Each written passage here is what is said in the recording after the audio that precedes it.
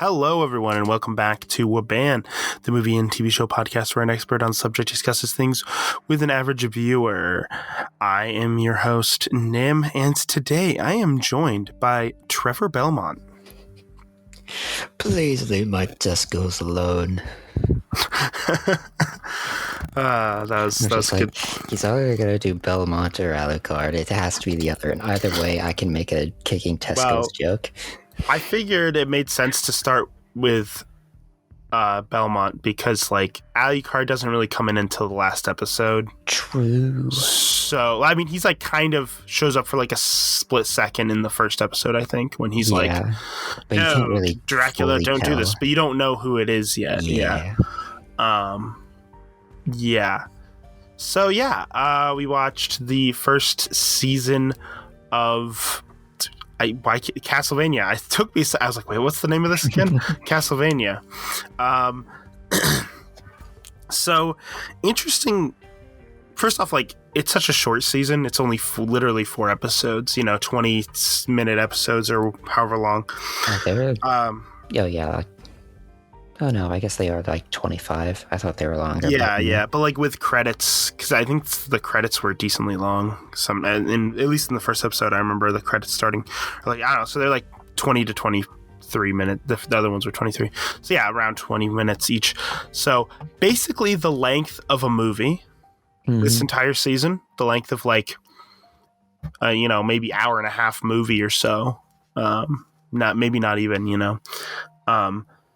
And I feel like it almost is a movie. Like, it almost is like just because you know how there's like some times where there's like a show, but there's like a movie that comes out first to like introduce the show. This almost feels like that to me because like I get it. Yeah, they all like run together as the same story. Right. So like it could easily play as one like big episode or one movie, but also it literally is just, it doesn't fully tell a complete story. It literally is just an introduction to the show.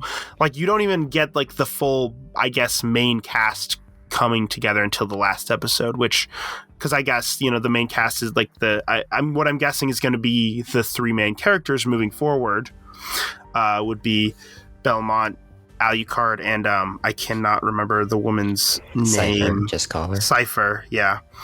I think that's right. Let me check. Yeah. Something like that. Yeah. The wizard, the magic woman. Yeah. She's also a what are they called? A speaker, yeah. Speakers, yeah. I wanted to say talker, and I'm like, that's not right. I almost wanted to say, I mean, it's the same. Technically means the same thing. Speaker, talker, it's like, that's not right. But anyways, yeah, she's a speaker. But yeah, I think it's a nice, certainly a good way to introduce the show. I think all the characters are interesting, well established, and the lore in the story. Starting from the first episode, in which, interestingly, the first episode doesn't have any of the main characters, really. The first episode is 100% just about the introduction of like the main kind of conflict, the main, the, I guess, main villain conflict. The villain, the situation, the time period, all of it. Right, like the entire first episode is just dedicated to that, and I didn't know what I was getting into with this show. Like, I knew it was a decently like, I knew it was about, had to do with like vampires and like different stuff like that, and that there was some sort of like religious connection of like with it as well. I didn't know exactly how violent it was going to be. It's pretty violent. Oh yeah. I think the first time it shows violence in anything besides like Dracula's wife being on the stake burning, which you barely see anything in that, is one of the monsters just taking a swipe at a civilian. You don't even see it connect. You just see her turn around and like her jaw's gone, her eyeball's missing, and then she just collapses. Right. Yeah, exactly. I mean, I already knew it was going to be kind of a decently intense show, even from the very first shot, because it did start out with a woman walking through like a field of like skeletons on sticks, you know, to meet Dracula. But yeah, interesting setup. I like that there's a few different angles with like the whole kind of, I guess, the villains in this, because obviously I guess Dracula would be considered the main villain overall. You know, I mean, I don't know how it's going to play out in the rest of the show. Maybe that's Right. you know, not the case for the whole show. I don't know yet. But there's also like a kind of a secondary villain with like the religious leaders, you know, being, well, dicks. Yeah. Just but burning people at the stake, and then eventually they got the wrong one, and now Dracula's plans to destroy the world, to just commit genocide. Yeah. Well, it is an interesting commentary on like how people are able to be controlled through religion as well, which I mean, obviously is like supposed to be somewhat of a commentary on like real life. You know, there's a lot of times in history where people have been convinced to do terrible things because of religion, because God wants them to do it or whatever. You know, I mean, one example being, you know, like all the witch trials, people being burned at the stake. That's one. And I mean, there's been a lot of times where people have been like, you know, murdered for some religious reason. You know, there have been times where people like, you know, again, people who discovered new scientific discoveries have been put to death because this scientific discovery went against what God, like what was real, or like when people discovered the Earth wasn't the center of the universe, you know, like you know, whoever did that was like put to death or something. You know, there's stuff like that in throughout history. And obviously this show is supposed to be a commentary on that kind of thing happening, which I thought was a really interesting angle to go. I also really love when the villain of a story has a good reason to be a villain. I think Dracula has that down pat. Right. Like, he might be a bit extreme over it. Right, however, exactly. It's understandable. Yeah, it's understandable. He takes it too far. Like, instead of just, I'm going to kill the person responsible, I'm going to kill, it's like, I'm going to kill everybody, you know? And yeah, there's the whole element of like, oh, well, those people allowed it to happen. All the regular citizens allowed it to happen. They didn't send up, but, you know, obviously through manipulation and everything. And, you know, because they're like, oh, well, he's saying this is a witch. So, of course, he's our amazing bishop, religious leader. Like, of course, what he says is from God, you know? And it's like the first scene where you're just watching her burn and listening to the bishop and whoever the other guy is talk. It really makes you hate the bishop right away. Just the way he talks about her. Well, it's that, and like, I think even if that was the very first scene, it would make you hate him enough. But I think the fact that it was also right after the, you know, the actual first scene where we actually see the woman and get to know, like, oh, she's a really good person who just wants to help people, help the world around her. She's the reason why Dracula is like a dude that you can talk to and not that has man in the massive castle. Yeah, that has some sort of faith in humanity. You know, he traveled as a human for her. He saw goodness in humanity because of her. Like, you're like, oh wow, she's, you know, she's a really good person. Like, and then to follow that whole opening immediately with, oh, she's being burned at the stake because of this dick. Okay, yeah, I freaking hate him. You know, like it's very effective at making you hate him.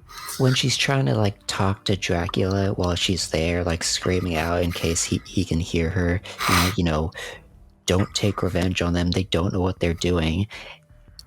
And the bishop's just like, she's, pleading with the devil to not take revenge on us. I guess that's kind of commendable. I'll say a small prayer for her. It's just like, you asshole. Yeah. Well, I mean, it is interesting because, I mean, there have been times in history where people are like, oh, this woman practicing science, oh, she's just a witch. Well, no, she's like, I mean, like, it's kind of strange how real it is. Like, obviously, a lot of the, superhuman stuff in this show isn't necessarily realistic, and like, vampire stuff and all that. But that it definitely has a basis in like these horrible things that really did happen in history. Yeah. Which is interesting. You also mentioned Dracula traveling as a man. That I loved, like, that scene where you find out, like, that's why this happened. Like, he comes up on their, like, destroyed home, and the old lady tells him what's happening. And, like, the moment he realizes that his wife is dead, and he's just like... I believe the line was something along the lines of, I was traveling as a man. He pauses. Slowly. As in, like, yeah, if he wasn't traveling as a man, he might have heard about it and just teleported straight to her and saved her, yeah. Mm-hmm. Yeah, it is that is interesting, too, yeah. Yeah, but it kind of... I think it's just really interesting, the whole idea of, like, people who are genuinely trying to help humanity or save humanity are demonized by the very people they're trying to save too. Because there's actually multiple examples of that in this show. First off, her, she was trying to study science and all this stuff to help humanity, but she was burned at the stake for it by humanity. The speakers, they're trying to help as well, but they're like, oh, you're the ones who are actually bringing this on us. You're the problem. It's like, it's this idea of like, it doesn't matter who is really trying to help. It doesn't matter whether you're really trying to help or not. People are going to view you based on like, who are the people who are able to... I'm trying to think of how I want to describe this. So it's like, it doesn't matter who's actually good and actually trying to help the people. What matters is who's actually able to convince the people of what they want. Who's actually able to, speak louder or be trusted by the people, like... the people trust these religious leaders out of fear of God and the devil and stuff. They're like, oh, these people know what they're talking about. So it's like, they're going to go with whatever they say. There's the whole thing about the, and then obviously the Belmont family is like completely demonized because like, oh, they're making deals with the devil and whatever, when in reality, they were just protecting humans. Yeah. They always have. Learn a few magics and study monsters in order to better fight them. But then there's that whole idea of like, oh, you studied something that's considered evil just a little bit, even to like help us. Oh, well, you're studying evil. You're becoming evil. Like it's automatic. Like you can't just be doing this to help us. You can't just be using this to learn information to be able to help. But no, if you start researching this evil stuff, you're automatically going to be corrupted and evil yourself, It's why bards are good in D&D. It doesn't matter who killed the dragon. It matters who you can convince killed the dragon. Okay. Yeah. Yeah, I don't know D&D enough, but yeah. I mean, yeah, there you go. That's it. It's all... Yeah, it's kind of like just the politics of it, really, right? That's that's what politics are, right? It's about convincing people to be on your side, convincing the people to back you, to be behind you. And that's what it is here. It's like these religious leaders in the church and everything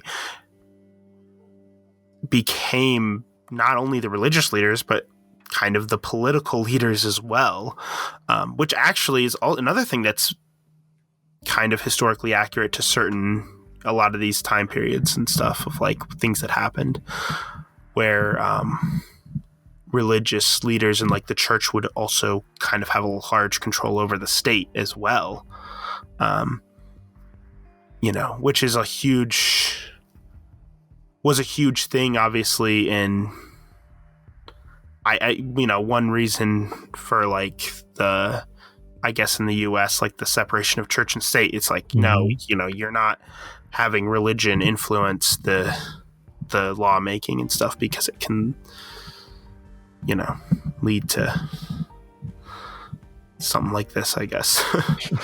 Maybe not quite this extreme, but that's kind of the general, again, this is rooted in some kind of real things. I mean, yeah, it certainly draws on real life events as inspiration. Mm-hmm. Yeah. I think I like that. I don't know.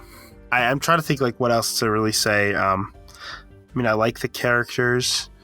I think Belmont goes through a bit of a nice little character arc here. Mm-hmm.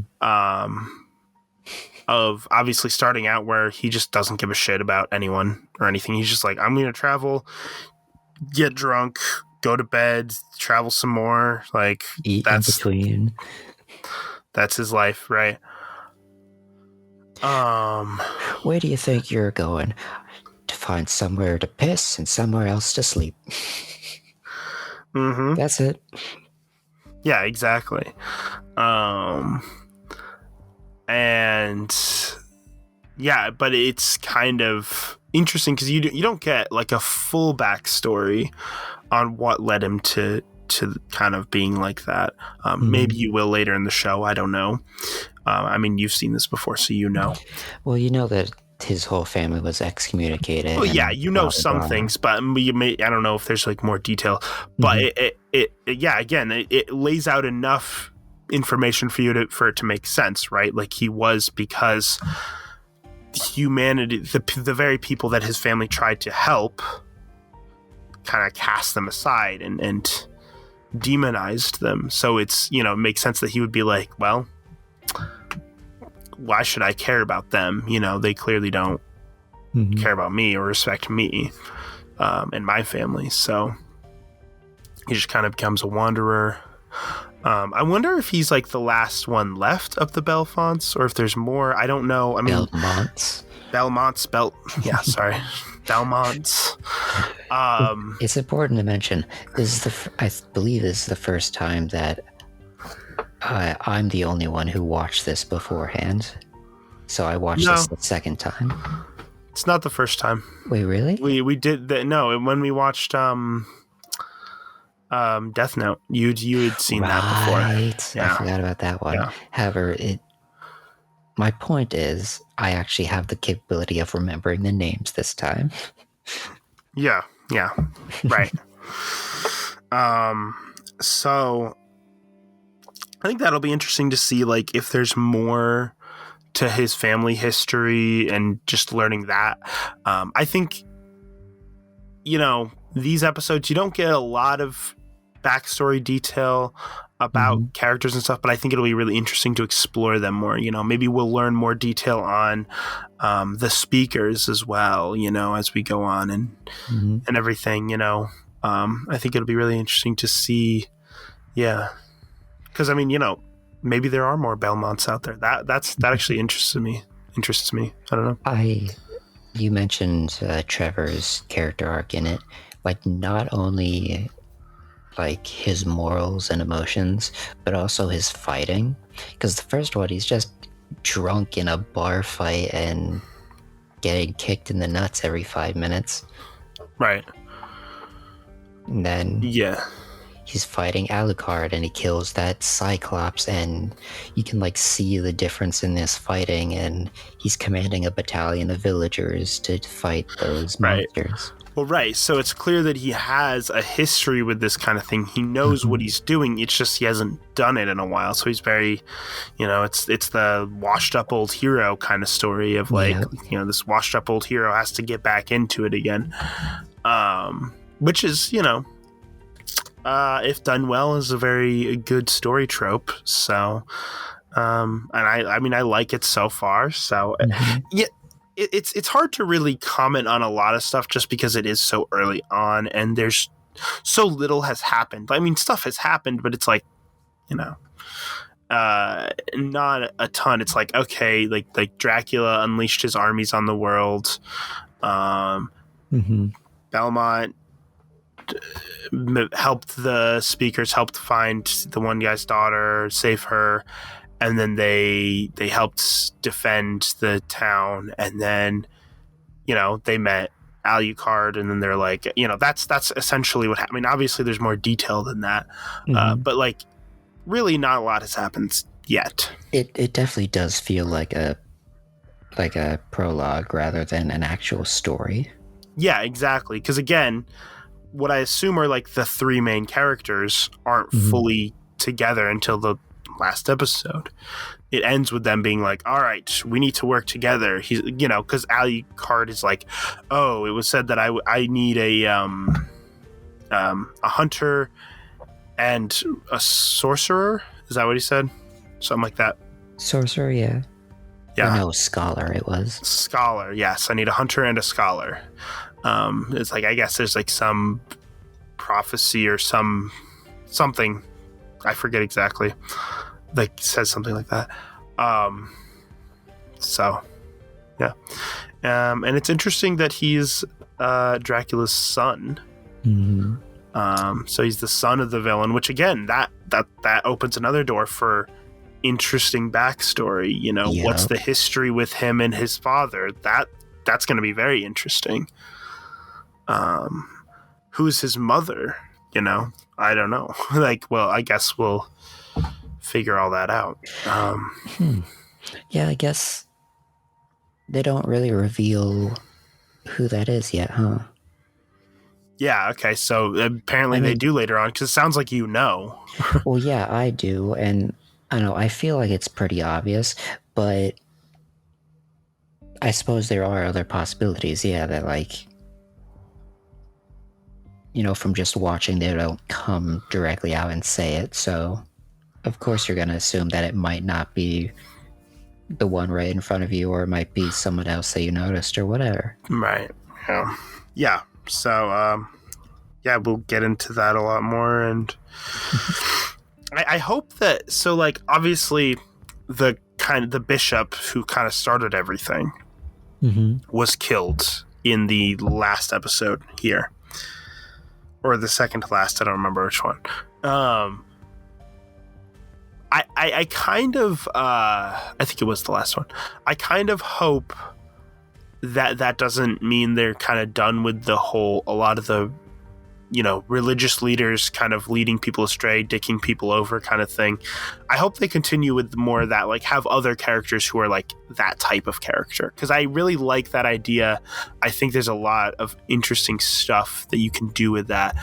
I'm sure they do, because it seems very much like that's a very important kind of part of the show so far. Like, that's so it'll be interesting to see how they continue that even.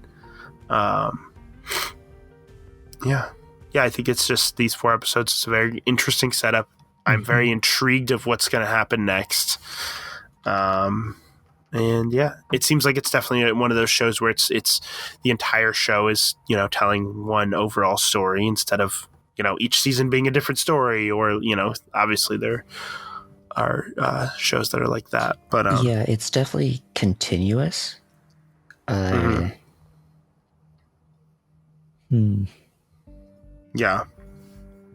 exactly. I'm trying to think of how to put it, because it's like a lot of things change and they, the situation evolves, but it's always the same story. Like, it's Yeah. very continuous and congruent with each other. Yeah, right. And then it has, I'm sure, by the end of it, it has a very clear conclusion, kind of, to wrap everything up, which we will get to. Here we're 25 minutes into the recording, and I'm already like, I don't know what else to say. But I mean, I was kind of, going into it, I kind of figured, just since it is only 4 episodes, which is very weird. That's like, I think that's the shortest season of television I've ever seen. Like, it's weird, I don't know why they did it. Maybe it was a thing of like checking to see if it'll be popular or not, but yeah, but I think a lot of times when they do that, they even will do like 6 episodes, or like, I think 6 episodes is a very common thing for like quick seasons to like test things out, A lot of shows have done that in the past, like the first season of The Office is 6 episodes, because it was just a quick thing to test out the idea. And then same with, like, I don't know, I'm trying to think of other shows. There are other shows like that. Just can't think of them at the moment, but it's like I feel like the shortest season of a show I've ever seen is 6 episodes. 6 of the 20 minute episodes.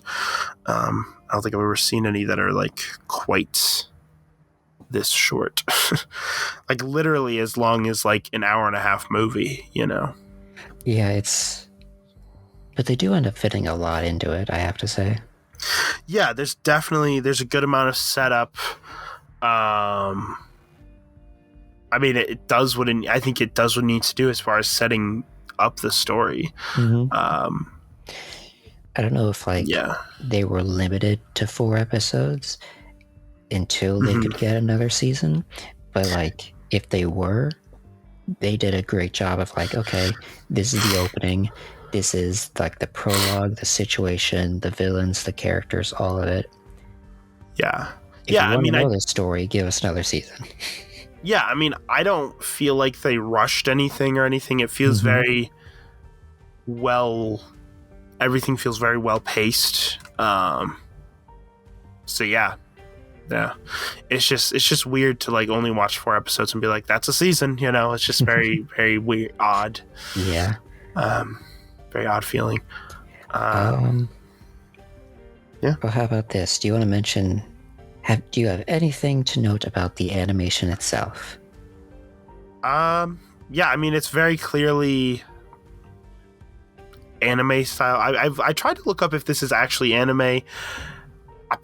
Things have said it's anime. I mean, I think to me, in order for something to be considered anime, it has to be like, Japanese made. This is obviously made by an American company, but like, do they have Japanese people working on it? I don't know. Or do they? Because style wise, it's definitely, I would say anime. It's at least inspired by it. I mean, if I didn't know that it was a Netflix original made by an American company, I would watch it and assume that it's anime. And that the original was, done in Japanese and dubbed in English, like I would assume that. Which I wonder if they did do any Japanese versions. I feel like, I believe so, yeah. Yeah. I don't see like an option to switch it on Netflix, but maybe if you're, I mean, this time I ended up watching it on Netflix, but I believe when I watched it on other places before, it was it sometimes ended up giving me Japanese versions. Okay, so I don't know if that's the original or if it's dubbed to Japanese, but yeah, I'm not sure. It's hard to tell. I wasn't sure on that. But yeah, I mean, animation, I generally think is very good. It's very fluid for like the action and everything. I feel like I don't have. I wouldn't say it's like the best, ever. It's really good. I really like it. There's a lot of good visuals, I think. Specifically things like the skeletons sticking out of the stakes and stuff, and like this, I mean, not just that, but there's a decent amount of good visuals in this, I think. Especially some of the demonic stuff, the heads on stakes. Yeah, the fire that displays Dracula above the stake. Yeah. There's a lot of very good hellish imagery. That's a good way to describe it. I like a lot of. I like a lot of details, like the citizens when the things attack, they don't know what to do, so they just kind of like have like a cross and just hold it out, like that's all they can do. There's like they add that detail because, I mean, from their perspective, what else are they going to do other than summon the power of God to help them if they can, because I mean, they're all obviously, the citizens are all religious because that's kind of the point of the show, right? I mean, at least so far. But right. I also wanted to mention about the animation. I just really appreciate Trevor's whip. Like, I can only imagine how difficult something like that is so like fluid and is to animate. Yeah, they do a really good job of that. It's very I agree. I really like it. The way it just freaking takes somebody's eye out. Yeah, or out of his cuts somebody's fingers off. Like, what? Is that supposed to happen? I guess so. I mean, he whips if you whip it hard enough.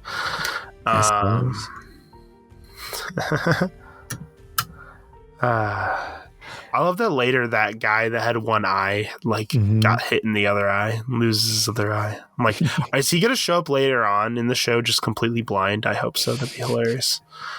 Pretty sure he's dead. Probably no, he's definitely dead. But like the fact that he dies by getting something jabbed into his other eye, his good eye, it's like adding insult to injury. Just like, oh yeah, you're like, nah, both eyes are done. Yeah.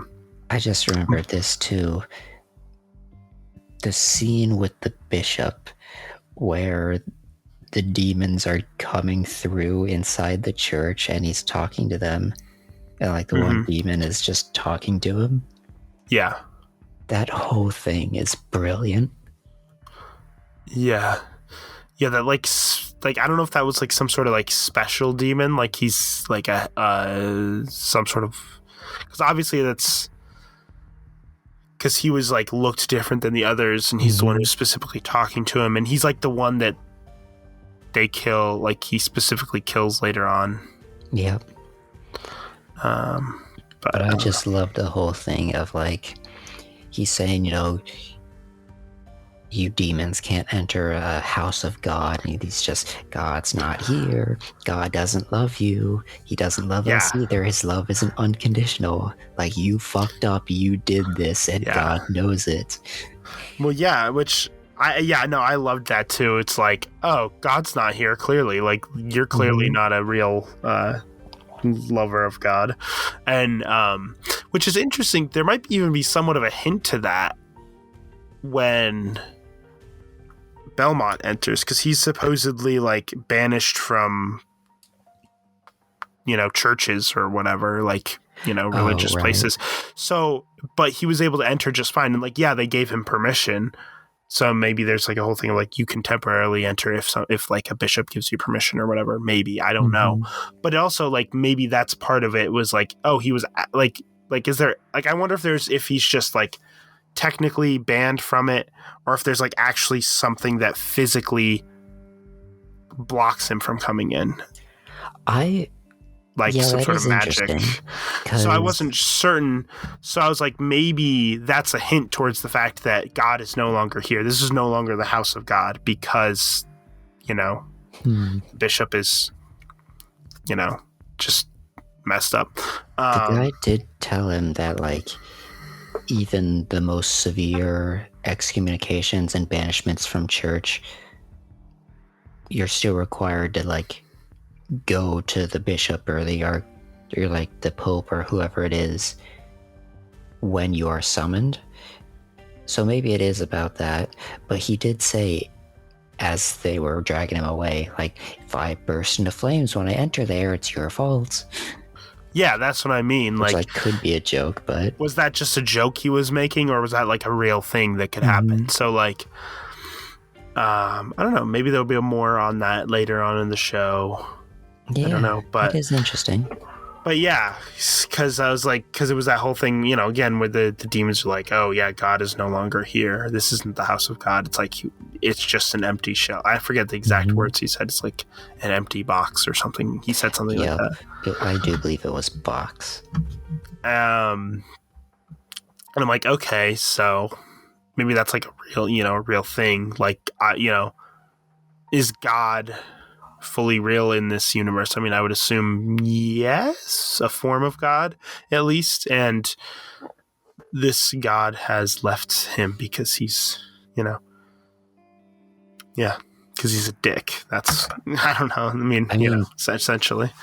Dracula does summon an army directly from hell, so if there's a hell, then it's likely that there's a heaven, and so probably. But it does kind of make sense, because he's essentially saying, in the beginning, the bishop's like, oh yes, you're not Dracula, Dracula's not real, you're just Satan, whatever, which in a way makes sense that he would assume that, because based on how he appears, and he's like bringing armies from hell, like from a human perspective, he would seem like, yep, that's Satan, from somebody who believes, obviously in, God, heaven, hell, Satan, they'd be like, yep, that's probably Satan. Like, Dracula's just a legend, not real. Because there's a lot of things in this that show that, like, oh, some people aren't, Dracula is more of like a legend. Like at one point, Belmont's like, nobody knows what Dracula looks like, it's very, he's very much like a legend. So it's like, if he appears and says, like, they might think, oh no, that's just the devil. So it makes sense to why I think the bishop would just assume that it's the devil. Appeared in a very devilish kind of way. I mean, yeah, definitely. And, what other reference for what's happening does he have other than, yeah, devil? Right, yeah, exactly. And I mean, yeah, and again, later on, he's like, he summons an army from hell, demons and stuff. So, which implies that Dracula has some sort of attachment to the devil, or some sort of association with the devil, right? That he's able to just kind of summon an army from hell. I mean, yeah, you really don't have any other understanding of what Dracula can do, or what his castle is, or anything. It gives you truly nothing. I mean, realistically, things. I feel like all of his abilities and what he's able to do goes beyond the traditional, like, stories of Dracula. Well, yeah, it's usually just he's a vampire, turn into bats, maybe smoke as well. Right, and he's like maybe fast and strong.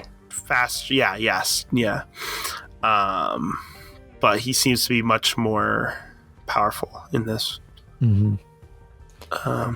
So it's like actual proper magic and whatever capabilities that his castle has, because he says it can move. Yeah, that castle's interesting. Yeah. It's not the first time there's been a moving castle in anime. Like Howl's Moving Castle. When he said that his castle can move, that's what I thought of at first. Like, obviously that's, nothing to do with that. But I was like, oh, like Howl's Moving Castle? That's like one of the very few anime movies I've seen. Actually, other than the Cowboy Bebop movie, that's probably the only anime movie I've seen. Actually, now that I think about it. Like years ago. It's not anything like this show, though, as far as the violence and hellishness. What? You sure? Yeah. But I'm sure. But yeah, so yeah, very good opening to the show. Mm-hmm. Don't know if I have much more to say on that. I really don't think I had any real issues with it so far. So far it's just good. I mean, I love it. I hope you end up loving it too. I mean, I can see people having the argument of like, oh, they're a bit excessive with the gore and violence, which, I mean, I don't particularly care about that much if it like makes sense for this, you know. It's like, as long as the story's good. If there wasn't much of a story there or anything, and then it was just a bunch of gore and violence, I could see that and be like, yeah, that's all this is. But that's definitely an argument that some people would probably have against it. Yeah, I see what you mean. But I really liked it, so see how it goes for the rest of it. All right, yeah, I think I've said my piece as well.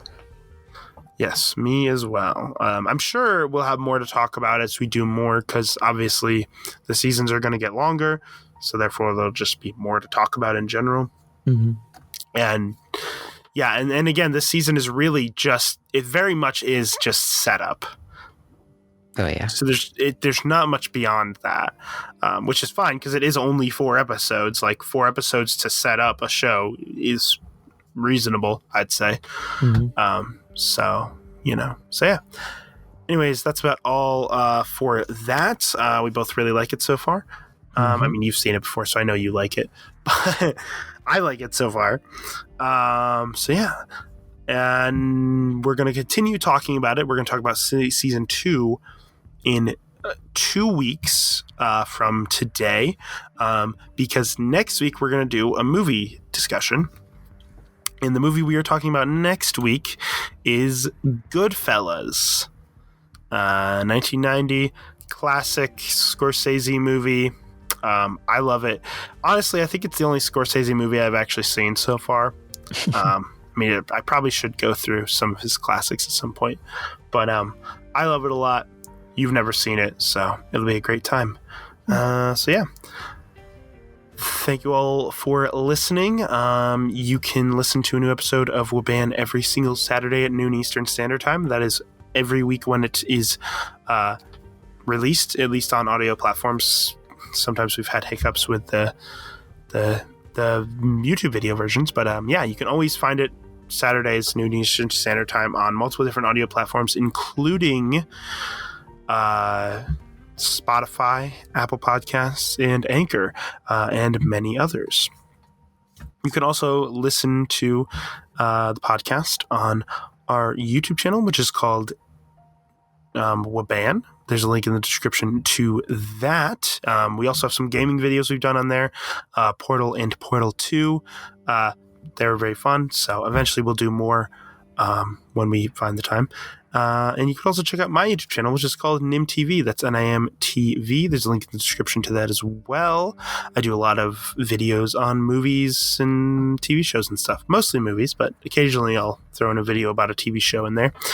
Yeah, that's about all. So thank you all for listening. I've been Nim. And I'm Cub. Goodbye, everyone. Bye-bye.